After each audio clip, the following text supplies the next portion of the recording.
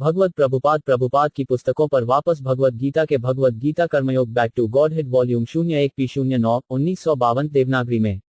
अर्जुन उवाका संन्यासम कर्मण कृष्ण पुनर्योगम च संसारी याद श्रेया अतएव एकम तन में ब्रीहिसु निष्कितम भव 5.1 समानार्थी शब्द अर्जुन उवाका। अर्जुन ने कहा, संन्यास त्याग, कर्मणम कार्यों में से, पुनः फिर से, योगम च कर्मयोग बिना आसक्ति के सेवा, संसी संदेह में डालना, याग श्रेया क्या बेहतर है, एतायोर एकम इन दोनों में से कोई एक, तत् वह मुझे ब्रूहि मुझे बताओ, सुनिष्कितम निश्चित रूप से। अनुवाद। अर्जुन ने कहा, हे कृष्ण, आपने कर्मों के त्याग के बारे में कहा है और फिर से आप बिना आसक्ति के कार्यों के बारे में संदेह कर रहे हैं।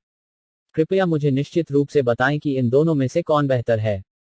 मुराद कर्मयोग द्वारा कर्मों के बंधन से मुक्त होना, परिणाम की आसक्ति रहित होकर कर्म करना और शुद्ध ज्ञान त्याग की तलवार से सभी संशयों को नष्ट करके युद्ध करना। यद्यपि प्रतीत होता है कि वे परस्पर विरोधी प्रतीत होते हैं, वास्तव में वे एक हैं और एक ही बात। हम जीवित संस्थाओं के रूप में अपनी गतिविधियों को रोक नहीं सकते हैं। वासना द्वारा निर्देशित क्रियाओं के बाद उनकी क्रिया और प्रतिक्रियाएं बंधन होती हैं और जिसका परिणाम स्वयं बद्ध आत्मा द्वारा भोगा जाता है। लेकिन परम सत्य की सेवा के लिए गतिविधियां शुद्ध ज्ञान के उत्पाद हैं। जब गतिविधियां इसलिए परम सत्य की सेवाओं के लिए की जाती हैं, तो उन कार्यों के परिणाम के लिए किसी की कोई जिम्मेदारी नहीं होती है।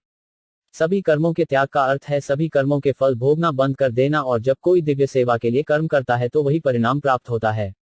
किसी भी चीज का त्याग सकारात्मक सत्य का ही नकारात्मक पक्ष है। ऐसे त्याग का मूल्य शून्य तभी होता है जब कोई सकारात्मक जुड़ाव न हो। विद्यार्थी द्वारा खेलना बंद करना निश्चय ही एक प्रकार का त्याग है जिसका मूल्य शून्य है, यदि बालक अपने बहुमूल्य अध्ययन में संलग्न न हो। इसलिए कर्मों का त्याग संन्यास पूर्ण सत्य की दिव्य सेवाओं में संलग्नता की स्वीकृति की दिशा में संतोषजनक इंद्रिय तृप्ति की स्थिति से एक कदम आगे है।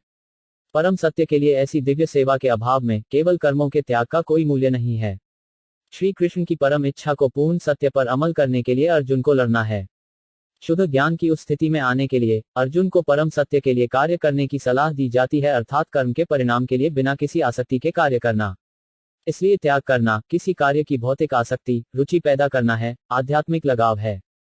इसलिए भौतिक भोग का त्याग करने का अर्थ है आध्यात्मिक आनंद में प्रवेश करना। लक्ष्य एक ही होने के कारण कर्मयोग और शुद्ध ज्ञान में कोई अंतर नहीं है।